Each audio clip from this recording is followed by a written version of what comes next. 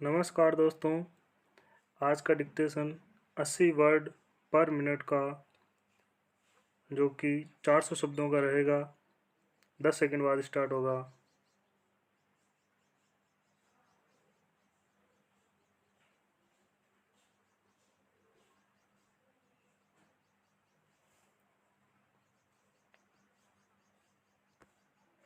Start.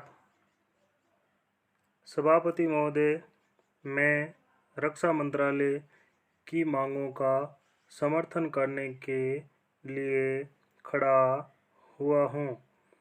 वर्तमान घटनाओं से पता चलता है कि संसार का हर देश अपनी सुरक्षा के बारे में चिंतित है और उसके लिए हर प्रयत्न कर रहा है। इस दृष्टि से अन्य देशों को तरह हमारे देश में भी रक्षा मंत्रालय का महत्व है।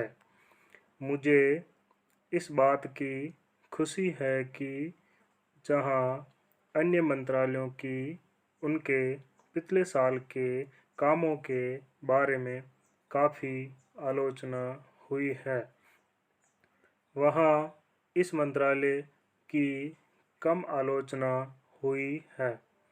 इससे पता चलता है कि इस मंत्रालय ने पिछले साल अच्छा काम किया है।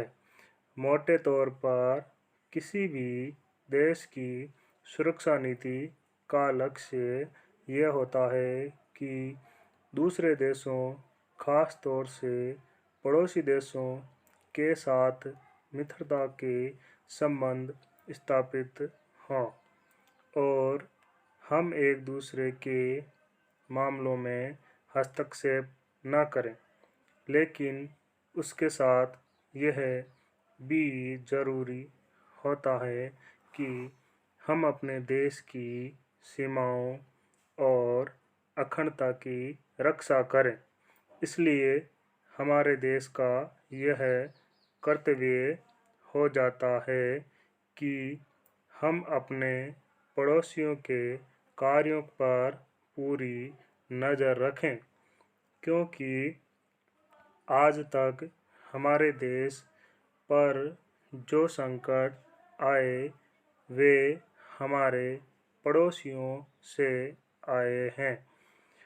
1965 में पाकिस्तान के साथ जो लड़ाई हुई और उसके बाद ताशकंद में जो समझौता हुआ वह सिर्फ कागज़ पर ही रहा। पाकिस्तान ने उस पर कोई अमल नहीं किया।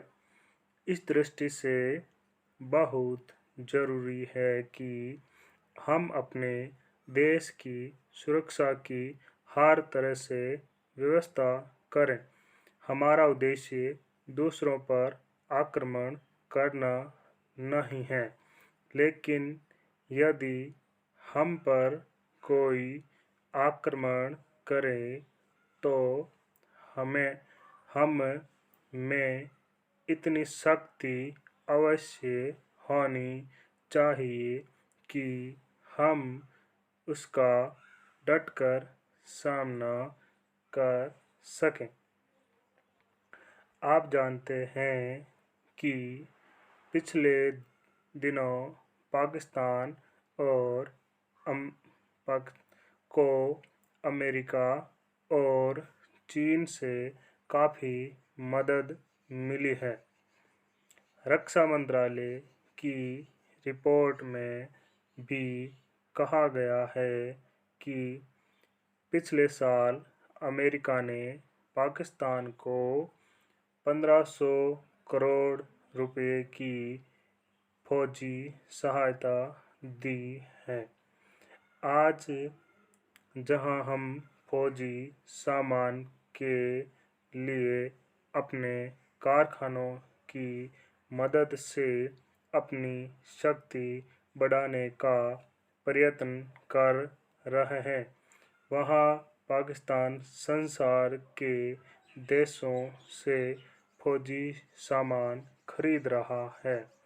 अपनी नीति के कारण वह सब देशों से लाभ उठा रहा है।